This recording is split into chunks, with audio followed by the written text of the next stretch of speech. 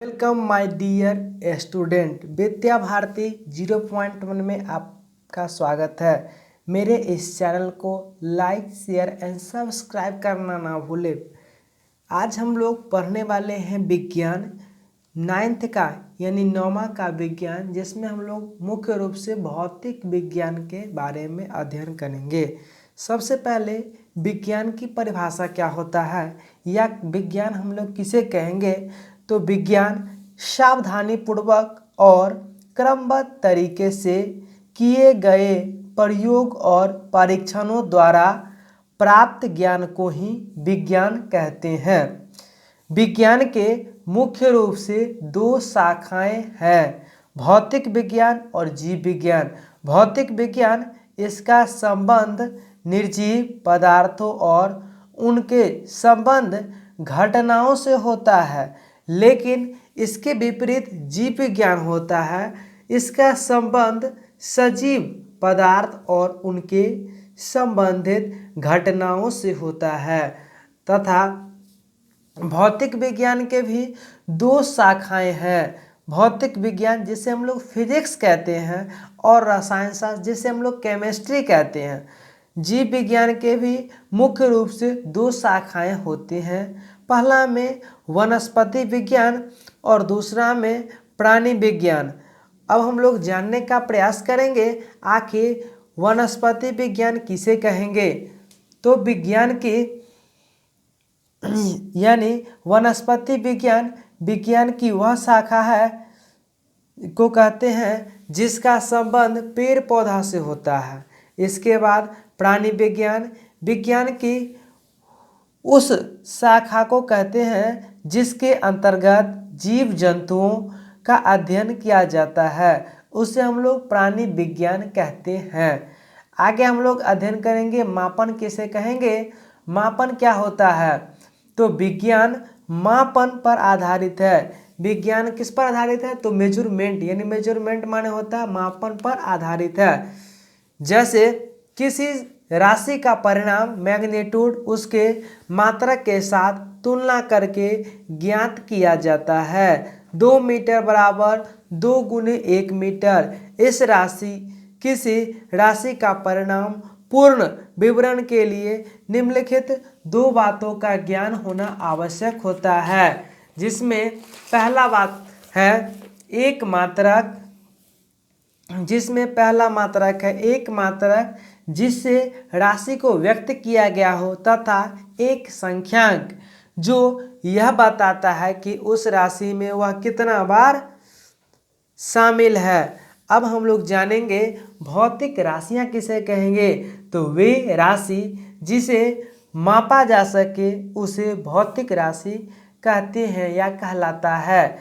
ये मुख्य रूप से दो प्रकार के होते हैं, आधारी राशि यानी बेस या बेसिक क्वांटिटीज, व्युत्पन्न राशियां ड्राइव्ड क्वांटिटीज।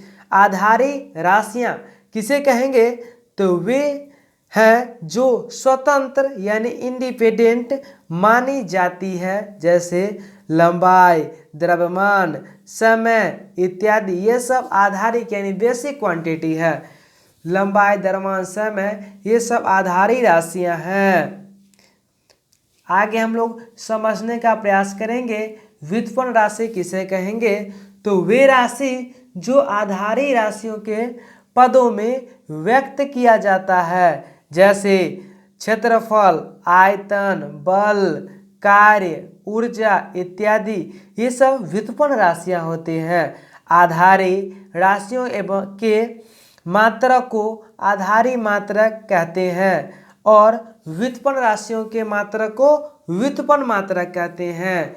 वे मात्रक जो अपने आप पर निर्भर करता है उसे आधारी मात्रक कहते हैं। वे राशि जो अपने आप पर डिपेंड होता है उसे क्या कहेंगे, तो उसे आधारी मात्रक कहेंगे। पूरे विश्व में आधारी मात्रकों की कई पद्धतियां प्रचलित थी, उनमें से कुछ खास पद्धतियां है फुट पाउंड सेकेंड पद्धति जिसे एफपीएस कहते हैं, सेंटीमीटर ग्राम सेकेंड पद्धति जिसे सीजीएस कहते हैं, और मीटर किलोग्राम सेकेंड प्रति जिसे MKS पद्धति भी कहते हैं। आगे हम लोग समझने का प्रयास करेंगे आखिर फुट पाउंड सेकेंड पद्धति क्या होता है। तो इस पद्धति को संक्षेप में FPS कहते हैं, जिसमें लंबाई का मात्रक फुट, द्रव्यमान का मात्रक पाउंड तथा समय का मात्रक सेकेंड होता है। इस पद्धति को ब्रिटिश पद्धति या ब्रिटिश सिस्टम भी कहते हैं। आगे हम लोग समझने का प्रयास करेंगे सेंटीमीटर ग्राम सेकेंड पद्धति। इस पद्धति को CGS पद्धति भी कहते हैं। इसमें लंबाई का मात्रक सेंटीमीटर, द्रव्यमान का मात्रक ग्राम और समय का मात्रक सेकेंड होता है।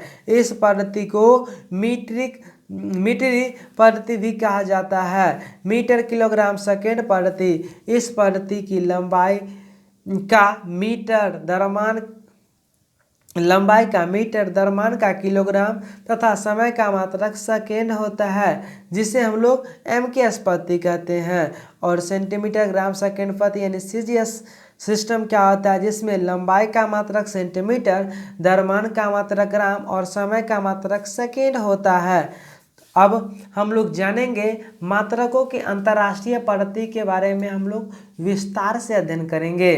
तो अक्टूबर 1996 में रूस, यहाँ पर 1996 होगा, अक्टूबर 1996 में पेरिस सेवेरस नामक स्थान पर संपन्न 11वीं मापतौल के महासम्मेलन में लंबी परिचर्चाओं के बाद मात्रकों की एक नई अंतर्राष्ट्रीय पद्धति का आविर्भाव हुआ। इसमें कुल 6 मात्रकों को परिभाषित किया गया। 1970 में संपन्न 14वीं तौल एवं माप के महासम्मेलन general conference and weights and measurement वे 7वां आधारी मात्रक मूल को लिया गया। इसे संक्षेप में SI मात्रक भी कहा जाता है। इस पद्धति में ज्यामितीय यानी ज्योमेट्री के 2 राशि, समतल कोण यानी प्लेन एंगल और घन कोण यानी सॉलिड एंगल के बारे में अध्ययन करेंगे, जो भौतिक राशि नहीं है। आधारी राशियां और उसके SI मात्रक के बारे में अध्ययन करेंगे। आधारी राशियां जैसे लंबाई, द्रव्यमान, समय, विद्युत धारा, ताप, ज्योति तीव्रता, पदार्थ का परिमाण और उसका SI मात्रक इस सारणी में दिया गया है। और इसका संकेताक्षर यानी इसे किस चीज़ से संकेत में लिखेंगे। जैसे लंबाई का मात्रक SI मात्रक मीटर होता है, संकेताक्षर M होता है। द्रव्यमान का मात्रक किलोग्राम, किलोग्राम का kg होता है। समय का मात्रक सेकेंड, सेकेंड का SI संकेताक्षर S होता है। विद्युत धारा का मात्रक एम्पियर, एम्पियर का A होता है। ताप का मात्रक केल्विन, केल्विन का K होता है। ज्योति तीव्रता का मात्रक कैंडेल यानी CD होता है। पदार्थ का परिमाण यानी मोल होता है। संपूरक राशियां और उनके SI मात्रक क्या है। समतल कोण का मात्रक रेडियन होता है। घन कोण का मात्रक स्टेरेडियन होता है, जिसे हम लोग SR से लिखेंगे और रेडियन को RAD से सूचित करते हैं। मात्रक और उसके SI उपसर्ग क्या क्या होते हैं, इसे हम लोग समझने का प्रयास करेंगे। जैसे 10 के पावर -3 को हम लोग मिली कहते हैं, 10 के पावर -6 को माइक्रो कहते हैं और 10 के पावर -9 को नैनो कहते हैं। 10 के पावर -12 को पिको कहते हैं और 10 के पावर -15 को फेमटो, 10 के पावर -18 को एटो यानी मिली को M से लिखते हैं, स्मॉल m से, माइक्रो को म्यू से, नैनो को N से, पिको को P से, फेमटो को F से, एटो को A से।